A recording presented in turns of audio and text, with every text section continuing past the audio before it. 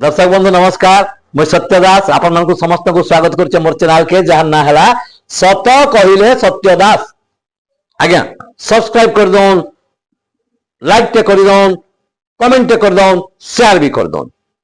आपण मानकु आज गोटे बहुत बढ़िया कथा ले मन कहबी सीनियर सिटीजन बोलिकरी वर्तमान सबुआडे गोटे हो हल्ला चली विभिन्न समय विभिन्न मीटिंग भी होचे विभिन्न समारोह चलीचे सीनियर सिटीजन मान को सम्मानित भी करा होचे एबे ब्लॉक तरफ सरकार द्वारा सम्मानित करा जायथिला सीनियर सिटीजन मान को वरिष्ठ नागरिक बोली कहा जाउचे किंतु जदि आमे प्रकृत देखमा सीनियर सिटीजन माने वरिष्ठ नागरिक नुहन से माने वरिष्ठ नागरिक वरिष्ठ आज्ञा जड़े व्यक्ति जिते वृद्ध हो जाइछन तांकर स्वास्थ्य अवस्था भी धीरे धीरे बिगड़ी जाइछे जुड़े पुओ तांकर बाहर काम करुछन जड़े बेंगलोर रे जड़े बॉम्बे रे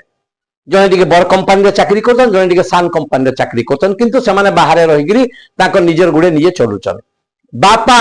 गां रे अछन गां रे बोले जेन जगह रे तांकर जन्म माटी से शहर छुटिया शहर के सेने अछन मां भी अति दुर्बल अवस्था है कि सेने अछन तो बापांकर देह हठात खराब हो गला एवं तांकर बयस 80 रु ऊर्ध्व हो जाई सालान सेते बेले साई पड़िसा लोके देखा देखी कले डॉक्टर को मध्य डाकी देखा देखी कला परे जना पड़ला जे आउ दीर्घ दिन से नाई बचन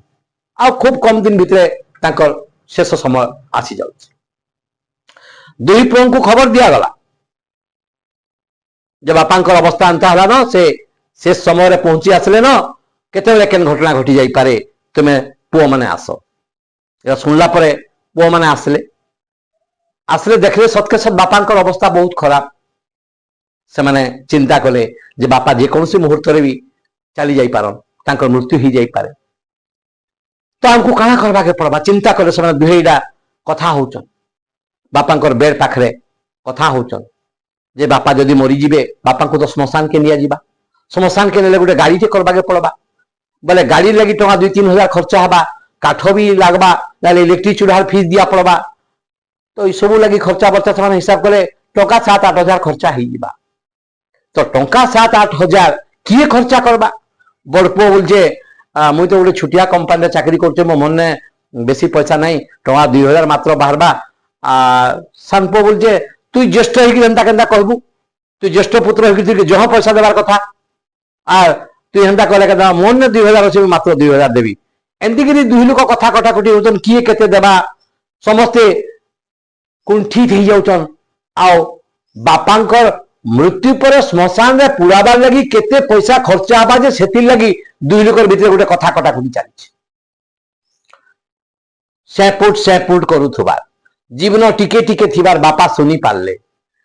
सनी अथर दुई पुओ को पाके डाकले बाबू माने टिके पाके आस पाके गले दुई पुओ बोले बाबू से मोर चप्पल सार्टा टिके आनी दियो तो पिला माने पचाले चप्पल कान करबो बापा तुमे